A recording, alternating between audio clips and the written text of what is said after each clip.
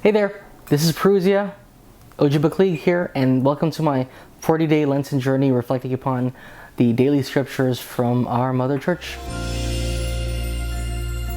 A few days are missing, had to take some time to recenter, make sure that I'm back to spiritual focus, but we're just going to pick right back up where we left off, rather where today is, which is, the date is March 8th, which is the third week of Lent, the Monday of the third week of Lent.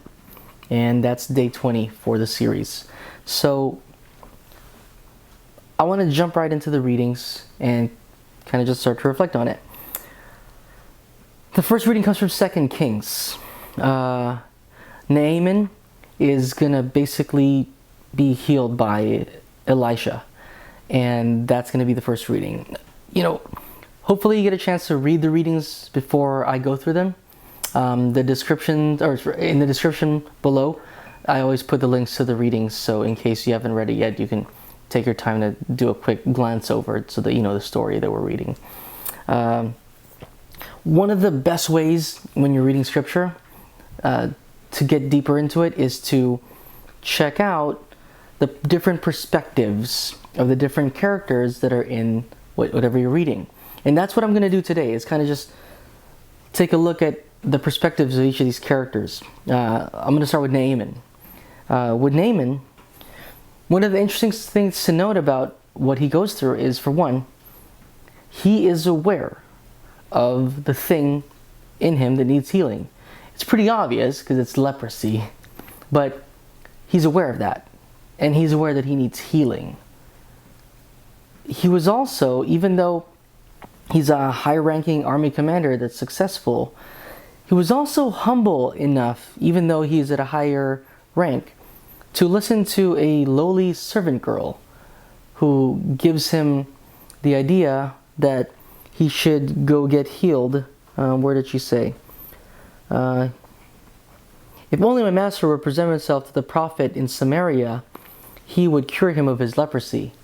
Now, Nehemiah should have said, "What do you know? You're just some servant girl. This is leprosy, nothing can cure it." Like, he could have had a hard heart, but he didn't. He actually listened to the servant girl. Now, take the perspective of the servant girl.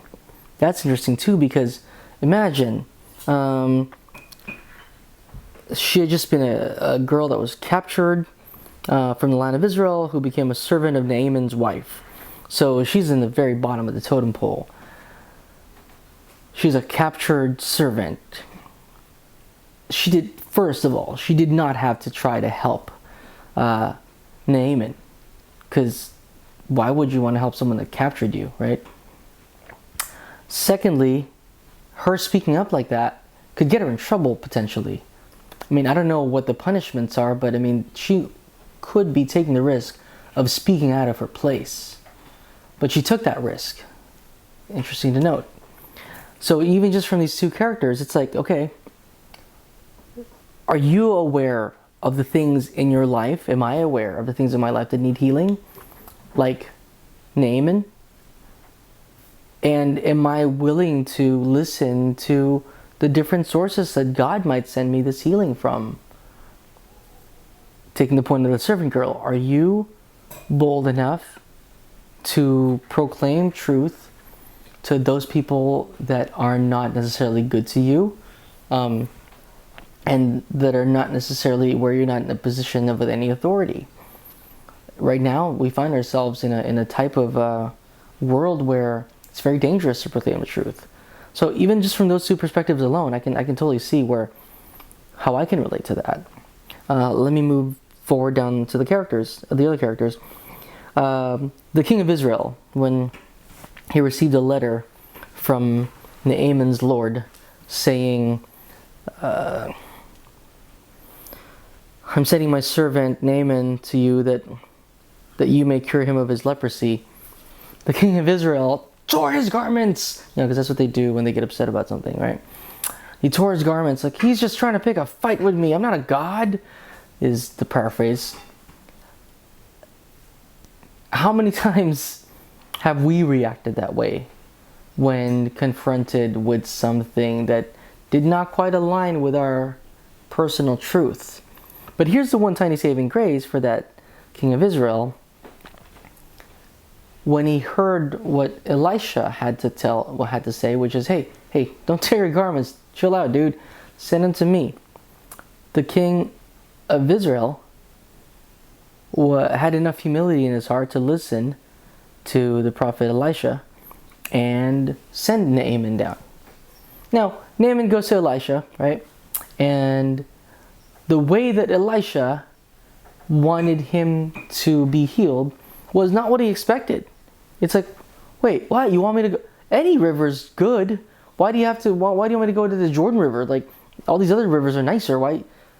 And again, even though the expectations didn't align for Naaman and what Elisha wanted him to do, one of the servants spoke up, told him, hey, maybe you should just try it anyway.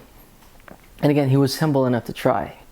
That's a cool character to me. That's a neat character, because there's pride, there's expectations, there's like, this is the way I see the world, but it's really awesome that character listens. How often have we found ourselves in that position in our life where are we allowing ourselves to be open to the different ways that God presents himself to us? You ask for one miracle, but God sends it to you in a different way. Do you accept it, or are you just, no, I wanted a miracle in this way? Or do we go, oh, God, I think I see what you're saying instead. You wanted me to be healed in this way. You wanted to grant that prayer in this manner. I'm curious, have you had any of those prayers? Like, leave a comment in below. Have you had any prayers that God answered in a way different way than you expected? And were you humble enough to listen? And were you prayerful enough to listen to how he answered your prayer? Moving on to the last, I'm going to fast forward now to the gospel, because I think this is the most convicting. So here's Jesus. He's in a synagogue in Nazareth. This is from Luke 4. And he is basically telling them how